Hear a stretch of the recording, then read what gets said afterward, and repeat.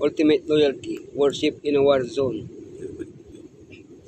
But seek first the kingdom of Elohim and his righteousness, and all these things will be added to you. At the miraculous crossing of the Jordan, all the Canaanite kings were terrified. The ground was prepared for immediate conquest. However, this was not Israel's priority. They were to first seek communion with Elohim. In the midst of the conquest, they also decided to take a break to rededicate themselves to the Lord in a great meeting between the mountains of Ebal and Gerizim. Almost concluding the conquest, they achieved a new milestone of worship. They built the sanctuary in Shiloh. Worship before conquering, renewal of the covenant, the first Passover in Canaan.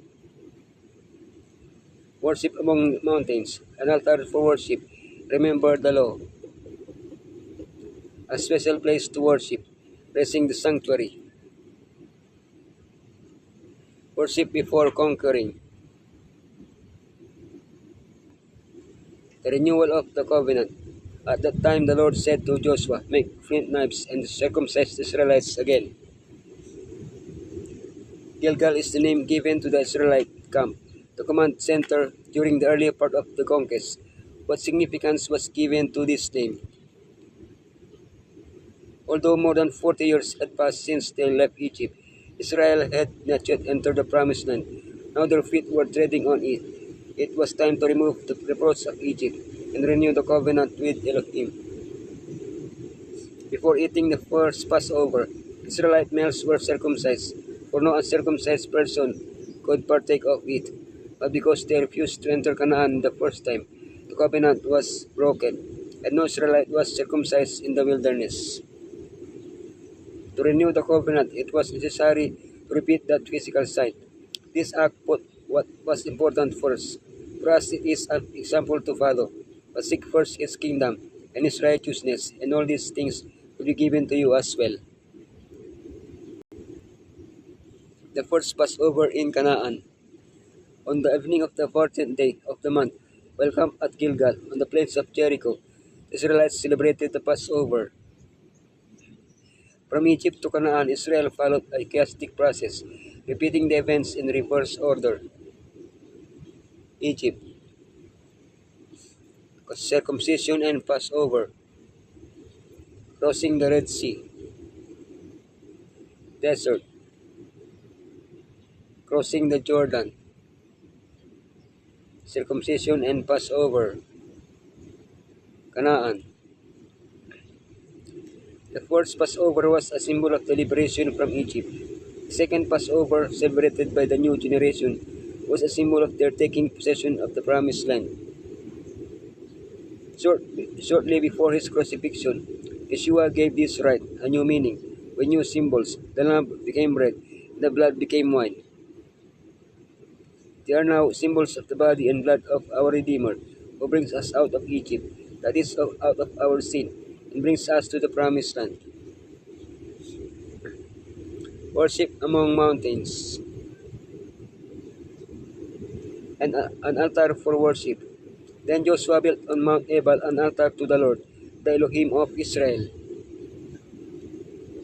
Moses had commanded that upon entering Canaan, an altar should be built on Mount Ebal, and praise should be given to Elohim. Why on Mount Ebal and not on Gerizim? Both the altar and the laws that were to be written on a monument and read to the people were related to the blessings and curses. The blessing was pronounced on Gerizim, and the curse on Ebal. Yeshua became a curse for us, so that we might receive the blessing. This altar is for us, a clear image of Yeshua's sacrifice on our behalf. In the midst of conquest, Israel sought a moment to rededicate itself to Elohim. This is an invitation for us to imitate their example, rededicating ourselves to Elohim, not only individually, but also as Elohim's chosen people. Remember the law. There in the presence of the Israelites, Joshua wrote on stones a copy of the law of Moses. After building the altar of Mount Ebal, Joshua set up some stones and plastered them with lime. Then he wrote on them a copy of the law of Deuteronomy, which included the Ten Commandments and various laws, along with blessing and curses. Finally, the laws were read to the people, divided into two parts, one on each mountainside. In this way, the covenant between Elohim and his people was renewed. This is a calling for us as well. As Elohim's remnant people, we must periodically renew our covenant with Him, remembering how He had led us this far and the blessings He has bestowed upon us. In addition to our personal renewal, the Holy Communion also provides us with that special moment of renewal as the people of Elohim, a special place to worship, raising the sanctuary. The whole assembly of the Israelites gathered at Shiloh and set up the tent of meeting. There the country was brought under the control. The land had been subdued by Israel. The territory had been divided among the most prominent tribes.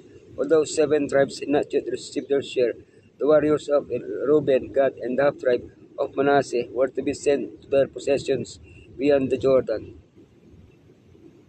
Before the tribes separated, a special and essential act was performed, the erection of the tabernacle, the center of Israel's worship.